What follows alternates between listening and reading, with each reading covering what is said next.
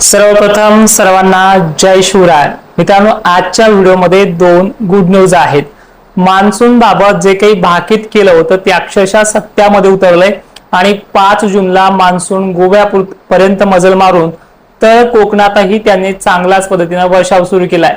मुंबईमध्ये पोहोचण्यासाठी पुढचा 25 ते 30 तासाचा वेळ बाकी आहे आणि या 7 तारखेला 7 जूनला संध्याकाळपर्यंत मुंबईत पोहोचण्यासाठी वातावरण हे अनुकूल आहे।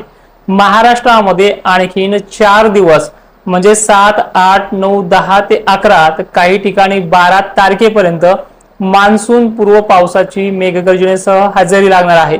7 तारखेपर्यंत अनेक ठिकाणी हजेरी लावेल असा आपलाच अंदाज होता, पण एक दिवस लेट म्हणजे 8 तारखेपर्यंत 8, 9 ला ह्या 2 दिवसांमध्ये काही जिल्ह्यांच्या व्याप्तीमध्ये 40 ते 50% एवढी भर वाढते आहे।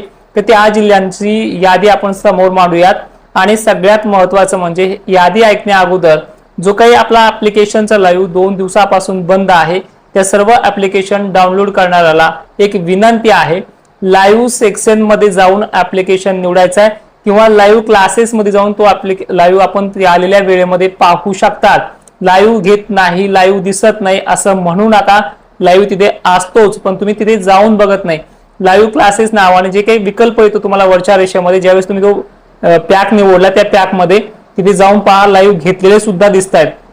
ठीक आहे, आता विषय राहिला 8 आणि 9 तारखेला जी व्याप्ती वाढणार आहे ते व्याप्ती असणारा जिल्हा कोल्हापूर, सांगली, सोलापूर, साताऱ्यापर्यंत मजल चांगले आहे। अहिल्यानगरचाही समावेश या सोमवारच्या आणि मंगळवारच्या 8 आणि 9 तारखेचा स्पष्टपणे मॉडेलनुसार व्यक्त होतोय। यामध्ये बीड जिल्हा, अहिल्यानगर, पंढरपूर परिसर, तुळजापूर परिसर सुद्धा आहे।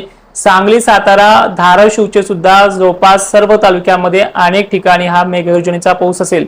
मित्रांनो, हा अवकाळी आहे पण 100%ची व्याप्ती नाहीये। 45 ते 50% एवढी व्याप्ती याच्यामध्ये दिसते आहे। आतापर्यंतच्या व्याप्तीच्या तुलनेमध्ये ही दुप्पट वाढ असणार आहे। त्यामध्ये लातूरचाही समावेश आहे, परभणी, बीड जिल्ह्याचा सुद्धा आहे, माजलगाव, वडवणी, गेवराई पट्टे सुद्धा आहेत, घनसावंगी, अंबड, परतूर तालुक्याचाही समावेश आहे, मंठ्याचा सुद्धा अनेक भागांचा याच्यामध्ये समावेश आहे, जिंतूर पट्टे सुद्धा आहे। इकडे हिंगोली पर्यंत याची मजल या 2 दिवसानंतरच्या येणाऱ्या पावसाची असणार आहे।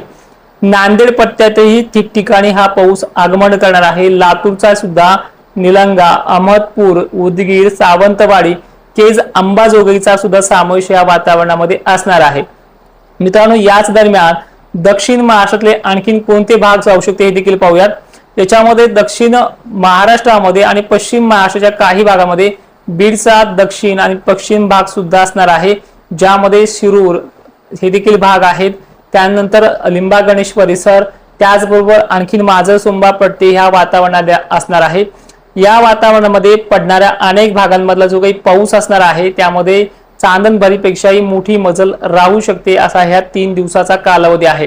एकंदरीत हा अंदाज 7 तारखेपर्यंतचा होता, पण वातावरणाची आणि मान्सूनची जी काही गडबड पाहता, वाऱ्याच्या जे काही स्पीड पाहता, ह्यामुळे एक दिवस उशिरा येतोय। 7 ऐवजी 7 पासून पुढे म्हणजे 8, 9 ला ही व्याप्ती लातूर जिल्ह्यामध्ये, मराठवाड्यामध्ये पाहायला मिळते। जालन्याचाही दक्षिण भागाचा समावेश मॉडेलनुसार व्यक्त होतोय, पण उत्तरेकडील देखील भागांना 11 तारखेपर्यंत दिलासा मिळेल, ज्यामध्ये भोकरदन, जाफराबाद, मौताळा, मलकापूर पट्ट्यांचा सुद्धा समावेश आहे। म्हणजे एकंदरीत हे थांबलेलं चित्र नाहीये, हे चालतच जाईल अशी पद्धत आहे। आता अनेक जणांच्या धुरळ पेरणीबाबत बरेचसे फोन आलेत, मेसेज आलेत व्हॉट्सअप संदर्भात। धुरळ पेरणीचा आपण गेल्या वर्षी सल्ला दिला होता, तो पूर्णपणे यशस्वी झाला, पण त्यात एक व्यक्ती असा भेटलाय की त्याचं जवळपास 5 बॅगचं नुकसान झालंय। कारणही तसंच आहे, कारण की सांगितलेल्या वेळेच्या नंतर त्यांनी पेरणी केली आणि ती नुकसान भरपाईची मागणी केली, त्यामुळे तशी जिम्मेदारी घेणं सोडून दिले। त्यामुळे पेरणी करा, अन्यथा तसंच शेत ठेवा। त्यामध्ये आपली प्रयोगशाळा धुरळ पेरणीचा सल्ला ह्या वर्षी कुणालाच देणार नाही। त्यानंतर महत्त्वाचं म्हणजे की ह्या वर्षी धुरळ पेरणी कराल तर काही ठिकाणी अतिवृष्टीसारखा सुद्धा पाऊस महाराष्ट्रामध्ये मोजक्या ठिकाणी बरसतोय, त्यामुळे बी दबण्याचे चान्सेस आहेत, कारण की टेम्परेचरमुळे ही पद्धत आहे। तर काही ठिकाणी म्हणण्यापेक्षा अनेक ठिकाणी फक्त पेंडवणी पडते, त्यामुळे बी खराब होण्याचे चान्सेस देखील राहतात। त्यामुळे मान्सून येईपर्यंत तो सल्ला आपण स्पष्ट व्यक्त करत नाही। आता वळूयात विदर्भाकडे। विदर्भामध्ये मागील बऱ्याच दिवसापासून पाऊस काही ठिकाणी पडतोय, काही ठिकाणी अजिबात घेत नाहीये। अशी पद्धत आहे, त्यामध्ये खान्देशचा पण समावेश आहे। तर आज जळगाव जिल्ह्यामध्ये काही ठिकाणी पावसाला सुरुवात देखील झालेली होती आणि याच वातावरणामध्ये गरमीच्या लेवलमध्ये हे वातावरण विरघळून सुद्धा गेलं होतं।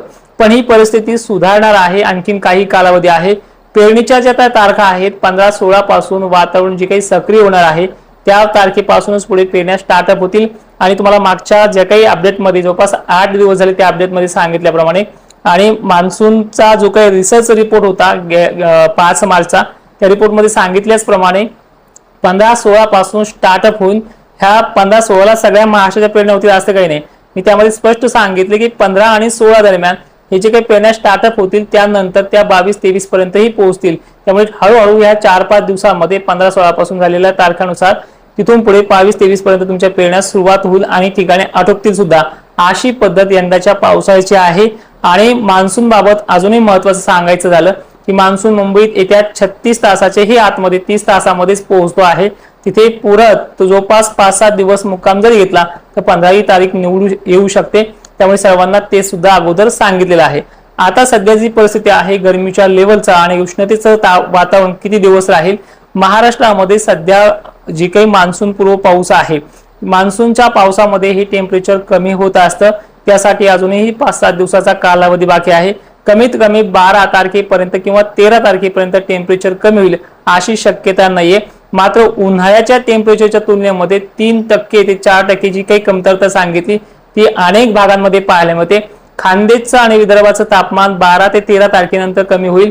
मराठवाड्याचं आणि दक्षिण महाराष्ट्र तापमान सुद्धा 11-12 तारखेलाच कमी होईल। त्यानंतर तापमान अगदी नॉर्मल मान्सून काळामध्ये म्हणजे 15 ते 16 तारखेला सुरू होईल, कमी होईल। आणि विशेषतः हे जे काही 8-9 तारखेचा जो सांगतोय तो दक्षिण महाराष्ट्र मराठवाड्यापुरता चांगला असेल। विदर्भासाठी उद्याच्या व्हिडिओमध्ये गुड न्यूज देऊया। तोपर्यंत जय शिवराय, धन्यवाद।